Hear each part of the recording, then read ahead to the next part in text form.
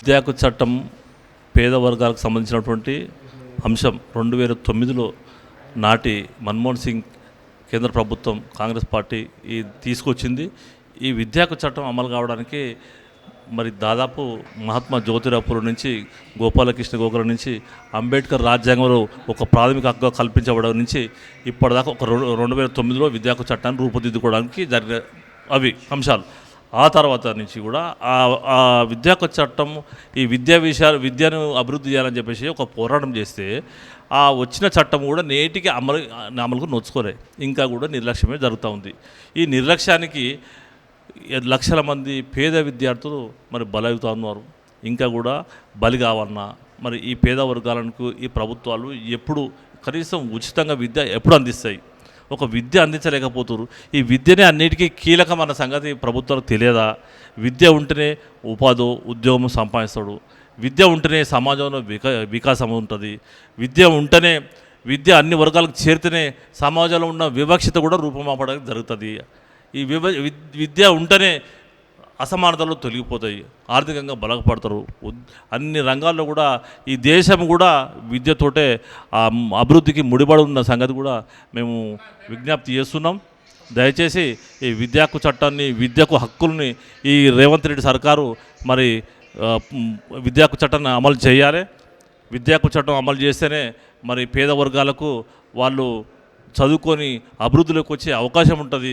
మీరు ఈ విద్యను నిర్లక్ష్యం చేయడం వల్ల ప్రైవేట్ స్కూళ్ళల్లో, కార్పొరేట్ స్కూళ్ళల్లో పోయి చదువుకోండి, లేకపోతే కూలీ పని చేసుకొని బతకండి అన్న పద్ధతిలో ఈ ప్రభుత్వాలు వ్యవహరిస్తూ ఉన్నాయి. ఇది మేము ఎట్టి పరిస్థితుల్లో సహించే ప్రసక్తి లేదు. ఖచ్చితంగా మరింత కూలీలుగా మారకుండా మేము అడ్డుకుంటాం. బహుజన ప్రజా సంఘాలందరినీ కూడా సమీకరిస్తాం. ఖచ్చితంగా ప్రభుత్వాన్ని మెడలో ఉంచైనా సరే ఈ విద్యా హక్కు చట్టాన్ని మేము సాధిస్తామన్న సంగతి కూడా మేము గుర్తు చేస్తున్నాం. భవిష్యత్తులో ఈ ఉద్యమాన్ని ఇంకిత ఉధృతం చేస్తాం. అన్ని రాష్ట్రాల్లో విద్యా హక్కు చట్టం అమలు అవుతుంది, మరి ఎందుకు మన తెలంగాణ రాష్ట్రంలో అమలు జరగడం లేదు? అన్ని రాష్ట్రాల్లో దాదాపు 12% నుంచి 20% దాకా విద్యకు బడ్జెట్ కేటాయిస్తుంది. మన తెలంగాణ రాష్ట్రంలో ఎందుకు విద్యను నిర్లక్ష్యం చేస్తున్నారు?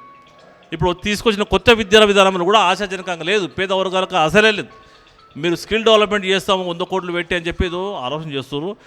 ప్రభుత్వం మేము విజ్ఞప్తి చేస్తుంది ఏంటంటే, మీ స్కిల్ డెవలప్మెంట్ ఎవరికి? చదువుకి స్కిల్ డెవలప్మెంట్, చదివే లేదు, నువ్వు స్కిల్ డెవలప్మెంట్ ఎవరికి చేస్తావు?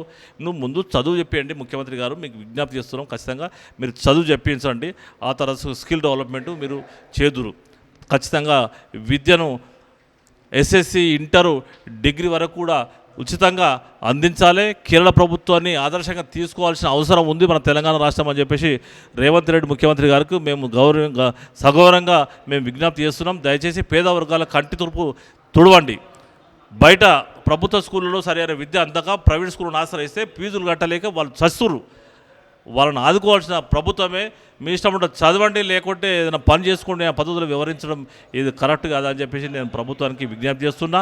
మీరు తీసుకొచ్చిన కొత్త విధానంలో కూడా మేము దరఖాస్తు ఇస్తాం. ఖచ్చితంగా కేశవరావు గారి కమిటీకి మేము లెటర్ ఇస్తాం. ఖచ్చితంగా విద్యకు హక్కులు ఇలా కల్పించాలని చెప్పేసి మేము కోరుతూ ఫీజు రియంబర్స్మెంట్ వెంటనే విడుదల చేయాలి, స్కాలర్షిప్లు వెంటనే విడుదల చేయాలి, పేద వర్గాలను ఆదుకోవాలి.